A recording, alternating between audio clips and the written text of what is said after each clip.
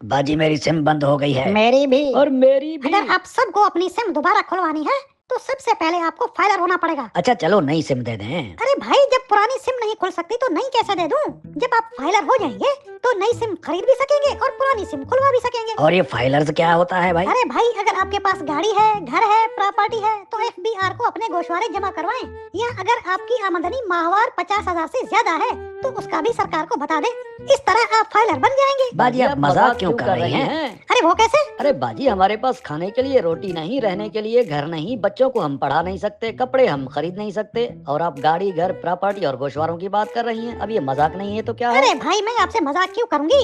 आपके पास भले कुछ ना हो लेकिन आपको फाइलर बनना पड़ेगा। चलें, और अगर हम फाइलर्स हो भी गए तो उससे क्या होगा? हमें क्या फायदा? अगर आपकी माहवार आमदनी 50,000 से कम है तो आप पर टैक्स नहीं लगेगा, और अगर 50,000 से ज्यादा है तो हर साल उस आमदनी पर टैक्स कटेगा। फिर टैक्स?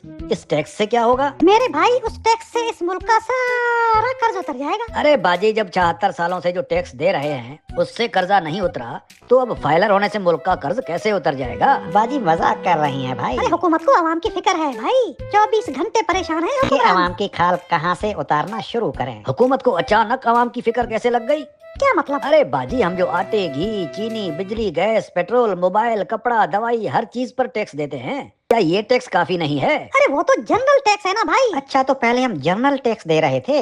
वाह निजामुद्दीन, वाह क्या निजामुद्दीन, किस्मत क्या पाई है। किस्मत पाई है।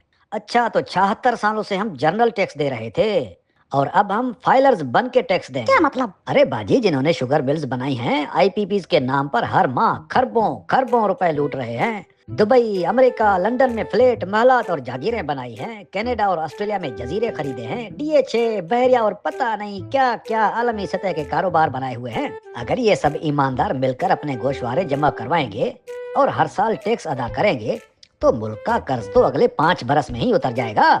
इन चंद खानदानों ने ही तो कर्जा लिया है ना, और इन चंद खानदानों ने ही दौलत जमा की है। अगर वो सब फाइलर्स बन गए तो बस बेड़े पार हैं इस मुल्क के। उन्होंने तो अपने गोशवारे जमा करवा दिए हैं ना।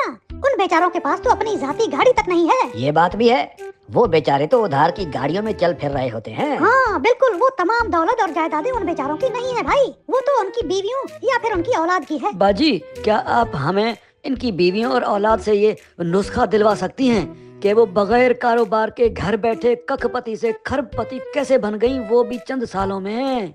औलाद और बीवियों की ही फाइलें बनवा दें। नहीं ना। अरे बाजी, अभी तो कहा आपने कि उनकी बीवियों और औलाद की है ये सारी मिल्कियत और दौलत। हाँ नहीं है। अरे क्या हाँ क्या नहीं क्या है? अरे भाई, मुझे खुद समझ नहीं आ रही कि ये तमाम कारोबार, मिल्कियत और दौलत आखिर है किसकी? भाई कहता है बीवी की मिल्कियत है, बीवी कहती है कि बेटे की मिल्कियत है, बेटा कहता है कि बहन की मिल्कियत है, और बहन कहती है कि मेरे दादा की मिल्कियत है, जबकि दादा के बेटे कहते हैं कि हमारा बाप मजदूर था। अब जब कोई मानेगा तभी तो फाइलर बनेगा ना भाई। जो 76 सालों से मुल्क को लूट रहे हैं उनके लिए मुल्की खजाने आज भी खुले हुए हैं। हम जो 74 बरसों से लुट रहे हैं वो अपनी 100 रुपए वाली सिम भी नहीं खुलवा सकते।